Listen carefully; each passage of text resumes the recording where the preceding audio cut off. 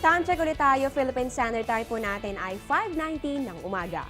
Mga kababayan, inaasahan po natin na generally po ay fair weather ang inaasahan ngayong araw na ito ng Miyerkules. Pero hindi pa rin naman po mawawala ang mga pulupuyong pag-ulan o pagkidlat, pagkulog. Kaya naman ngayon po alamin po natin kung kaano po kalaki ang chance of rain na maaring maranasan sa mga susunod na oras. Ito na po ang Project NOAA ng DOST. Ito po ang project ng website kung saan po makikita po natin ang mapa ng Pilipinas at sa tabi po nito ang color scale kung saan naman po makikita po natin yung katumbas na percentage and chance of rain ng mga kulay na nandito po sa ating mapa. So unahin po natin dito sa bahagi ng Luzon. Ayan po nakikita po ninyo na medyo mababa naman po yung chance of rain natin. Meron lamang po yan 20 to 30%. Maliban na lang po dito sa bahagi po ng Bicol Region at pati rin po dito sa portions of Palawan. Meron po yung 40 to 50%.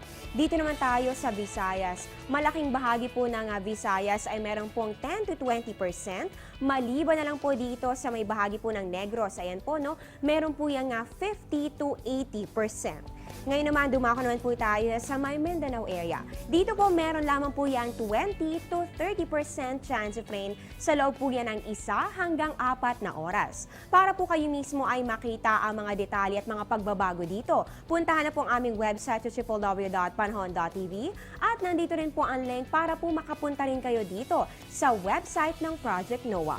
Ngayon naman po alamin po natin ang agwat ng temperatura sa selected Asian cities. Sa Tokyo, Japan po, meron po nga 25 to 29 degrees Celsius. Ganoon din po sa may Hong Kong. Dito naman po sa Seoul, South Korea, meron po yung 16 to 28 degrees Celsius. Sa Bangkok, Thailand, mainit po ang temperatura. Meron po yan 27 to 34 degrees Celsius. At dito naman po sa may Jakarta, Indonesia, meron po 23 to 33 degrees Celsius. Sa Ho Chi Minh, Vietnam naman, meron po yan 24 to 34 degrees Celsius. At sa Rangoon, Myanmar, meron po yan 24 to 29 degrees Celsius. Dumako naman po tayo sa global weather. Ayon po ito sa WMO o World Meteorological Organization. Unahin po natin sa USA and Canada. Diyan po sa Los Angeles, California, meron po yan 22 to 31 degrees Celsius. Sa Washington, D.C., 17 to 30 degrees Celsius. Edmonton, Alberta, meron pong 16 to 29 degrees Celsius. At sa Ottawa, Ontario, meron po yung 13 to 22 degrees Celsius. Sa Europe naman po tayo, sa Madrid, Spain, may 18 to 32 degrees Celsius. Rome, Italy, meron po yung 17 to 28 degrees Celsius. Sa London, United Kingdom naman po may 17 to 26 degrees Celsius. Sa Paris, France, meron po yung 16 to 29 degrees Celsius. At sa Berlin, Germany, meron po yung 15 to 22 degrees Celsius. Sa Asia and Middle East naman po tayo, napakainit po ng panahon sa Kuwait City, Kuwait. Aabot po yan ng 33 to 45 degrees Celsius. Sa Dubai naman ay 32 to 40 degrees Celsius. Sa Manama, Bahrain po, meron po yang 30 to 39 degrees Celsius.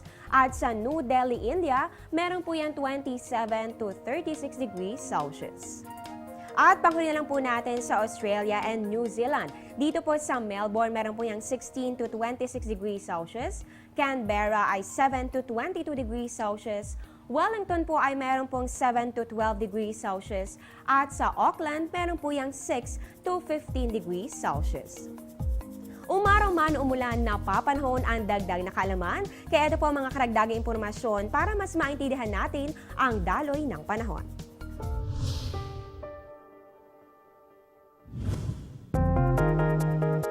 Ang thunderstorm na nagdadala ng pag-ulan, pagkidlat at pagkulog ay may 3 kategorya.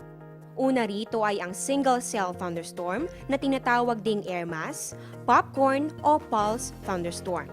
Kadalasan itong nararanasan tuwing tag-init at nagiging sanhi ng kalat-kalat at maliliit na mga thunderstorm. Hindi ito gaanong tumatagal at paminsan-minsan din nagdadala ng malakas sa pag-ulan at hangin, maliliit na hail at mahinang tornado. Sa multi-cell cluster thunderstorm naman, maraming mga cell sa atmosfera ang sabay-sabay na gumagalaw.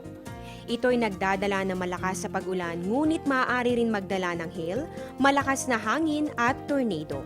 Ang multicell line o squall line naman ang thunderstorm na karaniwang itim na ulap na tinatakpan ang west horizon. Ito'y tumatagal ng ilang oras at lumilikha ng mapanganib na hangin at hail. Supercell thunderstorm naman ang tawag sa pinakadelikadong uri ng thunderstorm dahil sa dala nitong malakas na tornado, hangin at pag-ulan ng hail. Nakakalika ito ng mesocyclone na sanhi ng malakas na hangin na gumagalaw pataas. Karamihan ng mga tornado ay nabubuo dahil dito.